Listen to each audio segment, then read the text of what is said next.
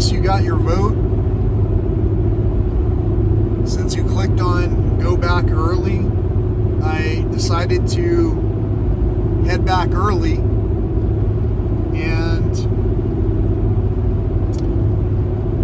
actually I headed back early the next day, so I still ended up staying at Big Bend National Park for another night, and this particular portion is just to, I guess, to finish up the trip.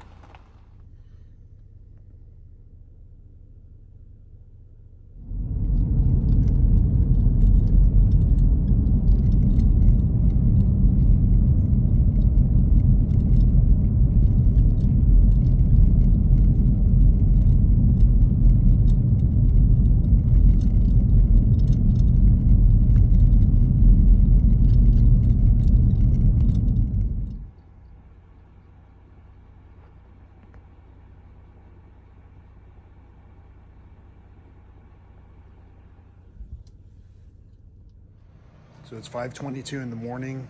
I'm at the Panther Junction gas station and pretty much the only one here.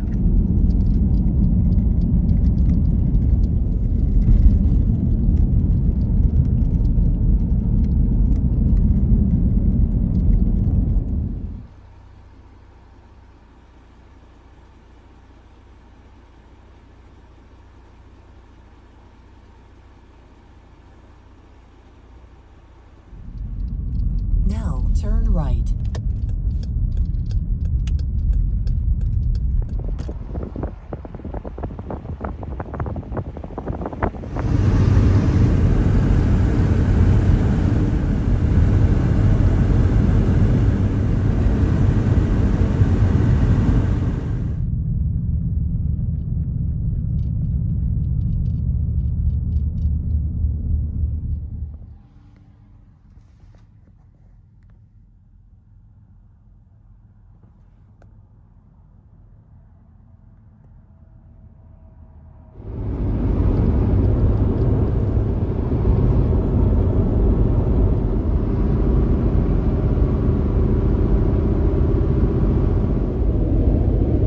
So today is Saturday, November the 18th, 2023, and I'm headed back to San Antonio, Texas from Big Bend National Park, which is also in Texas. Although Big Bend feels like it's in a whole other country for that matter. It has wildlife that you just wouldn't believe unless you saw it. And I've seen much of it. I haven't seen all of it, but in many cases, the wildlife came up to me, possibly because it wanted to see me. And I don't mean that in a vain way. What I mean is, sometimes if you're out in the middle of nowhere making noise somewhere, sometimes you attract attention from entities that have lived there for eons, possibly. So I guess in a way it pays to have been a noisy person. In the big city, sometimes you want to be a lot more quiet, because the more noise you make, the more attention you draw. And animals are a lot more, I want to call it by the book, than people are. People are a lot more unpredictable. I know that the videos that you've seen have shown a lot of cars driving by my campsite. And they also showed my watch so that you could see what time every one of those incidents were happening. And part of the reason I did that was maybe there are people who are looking for insight. What is it like to stay at Pine Canyon? Well, it can be a little bit distracting if you're going during a season where it's comfortable to hike. It can be a little bit distracting if there's a lost hiker and there is a plane flying over. I definitely was distracted by that because I almost wanted to leave my site and go and try to join the search effort. But without having a lot more information, I don't think that I would have been helping the situation at all. So, all of that in mind, the trip was amazing. Yesterday morning was one of my favorite. I got woken up by a bear, and you really can't compare hardly any other incident to that type of an immediate wake up. You know, to look outside your tent and get your heart rate up just like that is, it's hard, it's beyond compare. So last night was one of the first nights where I actually remembered my dreams, and that was also a plus. It took a long time to kind of feel like I was back in balance, probably because all of the traffic that was going back and forth around the campsites in that desolate area, and also just because of all the things that were going on in general, both in my life and in the life of everyone else around. With all of that in mind, I'm feeling pretty great. I only have to say that the biggest letdown of the trip was that I did see a bobcat, but it was a roadkill bobcat. As far as roadkill, there have been several deer that I've seen on the way out of here. I saw one deer on the way out of Big Bend National Park in Marathon, and that's uncommon to just see one deer, especially if you stay in the desert for a long time.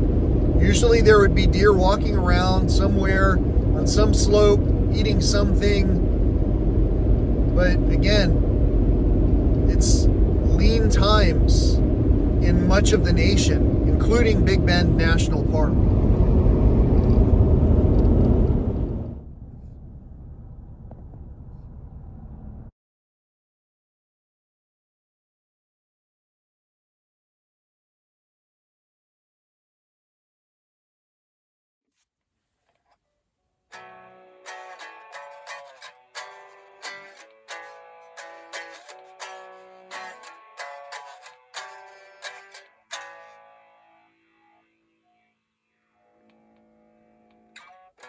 When I was a young man, I thought I would try.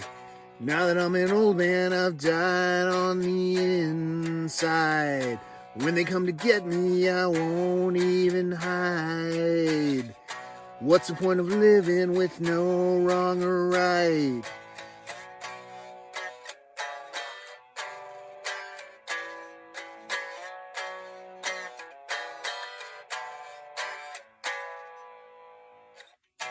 After I had died, I had shed all my sins.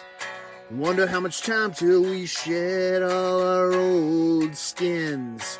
Maybe when we see past each other's illusions, then we'll start to see we're each other's solutions.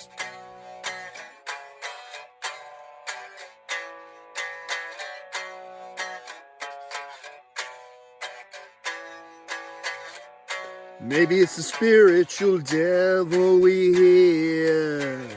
The Lord is my salvation, so whom shall I fear? Maybe it's the way that I feel when you're near. Maybe it's the way that our ways disappear.